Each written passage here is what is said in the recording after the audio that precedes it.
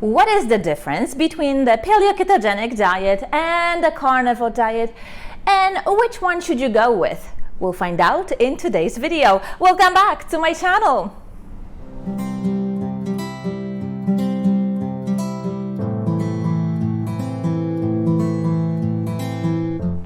My first experience with a carnivore diet was then little known Paleo-Ketogenic diet developed by Paleo-Medicina, a clinic in Hungary.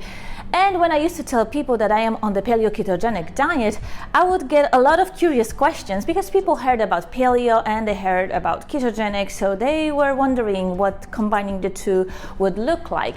On the other hand, when I told people that I was on the carnivore diet, I would get this scared look, like, how are you still alive?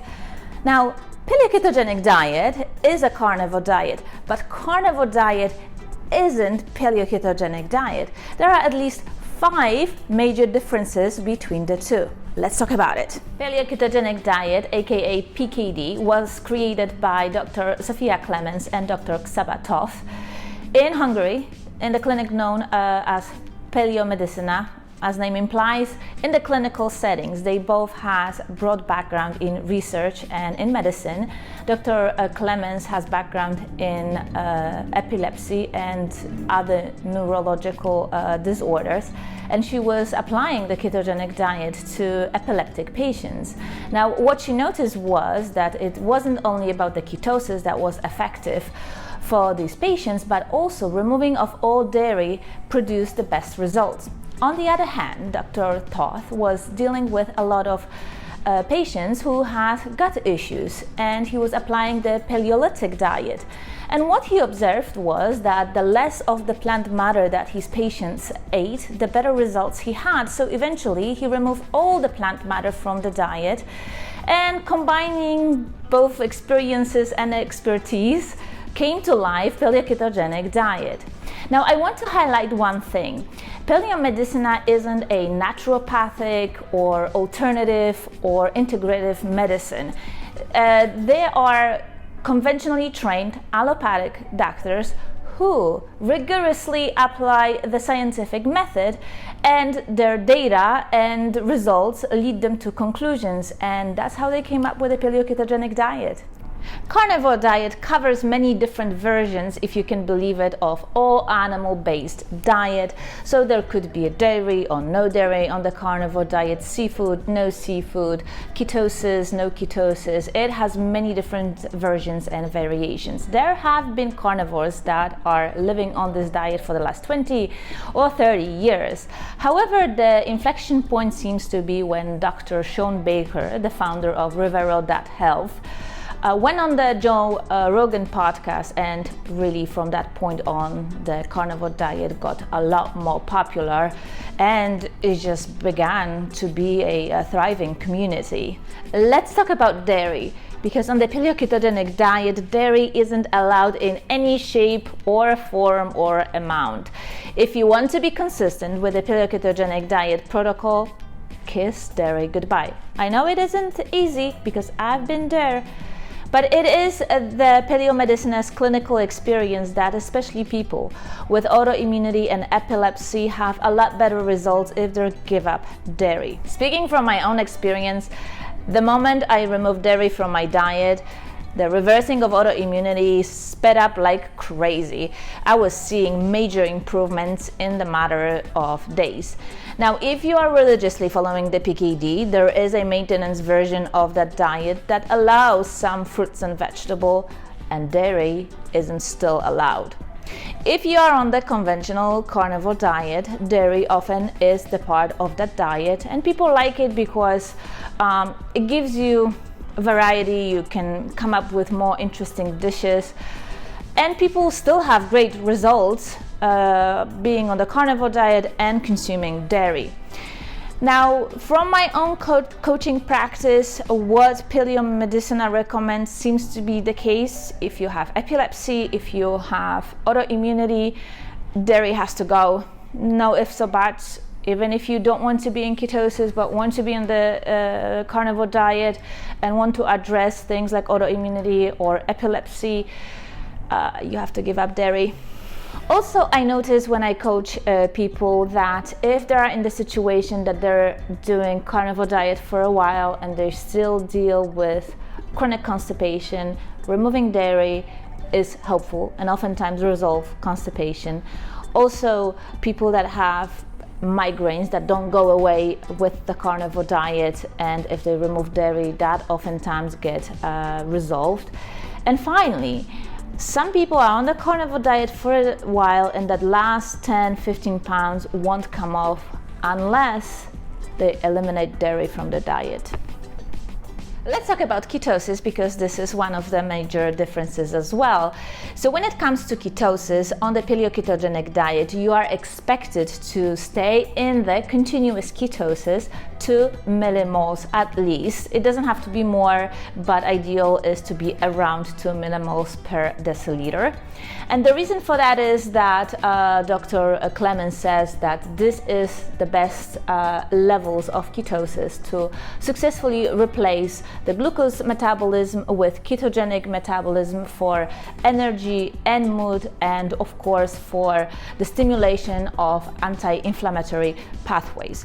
When it comes to the carnivore diet, it isn't required or managed to any specific levels. It is really all up to you. Now, if you just go into the carnivore diet, especially in the earlier phases, you are likely going to be in low-grade ketosis because your body will just not be used to dealing with such low levels of glucose, so it will be spitting out ketones like crazy. But later, it can actually be barely any ketosis if you don't add the extra fat, and if you eat very high protein carnivore diet, you probably will not be in ketosis. Also, if you consume lots of dairy, especially milk, and add some honey, you will not be in ketosis on the carnivore diet.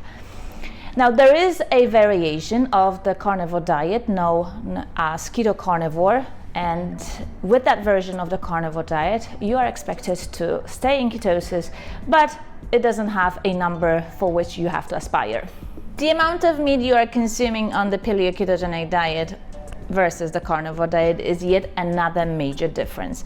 If you are following the PKD protocol, you'll be eating just about 500 grams of meat a day, which more or less equals a pound of meat, with strong emphasis on extra fat to keep you in ketosis with the ratios of 2:1 fat to proteins by dry matter. I do have a video how to more or less calculate the ratio of fat to protein to be 2:1 by dry matter. I will link it in the description box, check it out. The reason for that is that for you to stay in the continuous ketosis, you have to put the brakes on your glucose metabolism, and if you eat lots of proteins, they will still get converted into glucose, so you need to restrict the amount of proteins that you're consuming and increase the calories that you're getting from the fat. And when it comes to the carnivore diet, because being in ketosis isn't always important, so you can eat as much meat as you would like to. The number one rule when it comes to the carnivore diet is to eat to satiety. And so if you want to eat 2 pounds of meat, that's fine, whatever makes your diet work for you. Especially if you are a tall person that loves to work out, wants to build lots of muscles, then you will probably need to eat a lot more meat and don't concern yourself with being in ketosis. Now, understandably, if you are crippled with some chronic disease that everybody told you there's nothing can be done about it, and you have to be treated by a clinic such as Paleo-Medicina, overwhelming your body with so much meat might not be ideal. And the other aspect is to stay into continuous ketosis, you have to restrict amount of meat you are consuming, and you have to increase the amount of fat that you are eating. Another difference between the Paleo-Ketogenic diet and the carnivore diet is that once you reverse your illness, your gut permeability normalizes, you can transition on PKD to the maintenance phase, which allows you up to 30% of your daily calories to be fruits and vegetables. Now, we don't want to go crazy. We'll be eating local in-season fruits and some root vegetables, benign vegetables. and grains and dairy are still not allowed on the maintenance phase of the PKD. On the carnivore diet, there really isn't any transition to the maintenance protocol of the carnivore diet. However, if you so desire that when you feel better or all your symptoms are reversed, then if you want to bring back tea or coffee, maybe some heavy cream in your coffee, some avocados or some local berries, you can do it. Just be reasonable about it. And there really isn't any restrictions on that. Usually people refer to you then as carnivore-ish. All right, and finally, let's talk about organ meats. Organ meats are super important on the Paleo-Ketogenic diet. At least once a week you should have a few ounces of beef liver, but you can consume all kinds of different organ meats. Now, this isn't a big deal in most of the continental Europe and especially in Eastern Europe. If you go to a Polish, Ukrainian or Russian restaurant, there will be beef liver with fried onions on the menu. Now, I know this might be a little bit more difficult here in Northern America. And when it comes to the carnivore diet, most people start carnivore diet without eating of organ meats, and as they progress and develop their palate, they start incorporating some of the organ meats. For some reason, sometime in the beginning of the 20th century, the culture of eating organ meats just disappeared from Northern America. So if I tell people you need to eat organ meats, they kind of look at you strangely. They just cannot stand the thought of eating organ meats. Now, there is a conversation here in the carnivore community. Should you be eating organ meats? Are they necessary? Are they optional? Are they added value to your already healthy carnivore diet? And if you choose to eat organ meats, it's not a must, but then you would be following the nose to tail carnivore diet. Now, as I mentioned, not a lot of people here in America like to eat organ meats, so there is a workaround, and I think it's a pretty good one. If you want to make sure that you eat some organ meats, you can take them in the form of desiccated organ supplements. And they are getting a lot more popular here these days. And now you probably want to know which of the two diets you should go with, and that depends on what you want to address. Personally, I started with the Paleo-Ketogenic diet first because they were the ones that got to me first. I saw Dr. Clemens making a presentation on one of the keto conferences, and I was sold. I got in touch with Paleo Medicina, ordered their diet, ordered the gut permeability test, and I followed PKD religiously with great results. Now, from the perspective of times, I do agree that this was the best treatment for me. And I think that if you have autoimmunity, especially if it's haunting you for many, many years, cancers or epilepsy, no ifs or buts, you have to go with PKD. It will be a lot more work than going on the conventional carnivore diet, but if you want to reverse these nasty diseases, that's what you have to do. Now, if you are coming to the carnivore diet because, let's say, you have a metabolic syndrome, you are pre-diabetic, diabetic, hypertension, you want to lose weight, or you had hard time losing weight with other diets such as low carb or conventional ketogenic, definitely go with the carnivore. And if you need to adjust it, you can adjust it later. Alright, so this will do it for this week's video. These are my main differences between the Paleo-Ketogenic diet and the carnivore diet. Remember, Paleo-Ketogenic diet is carnivore diet, but carnivore diet doesn't necessarily have to be Paleo-Ketogenic diet, although you can make it so.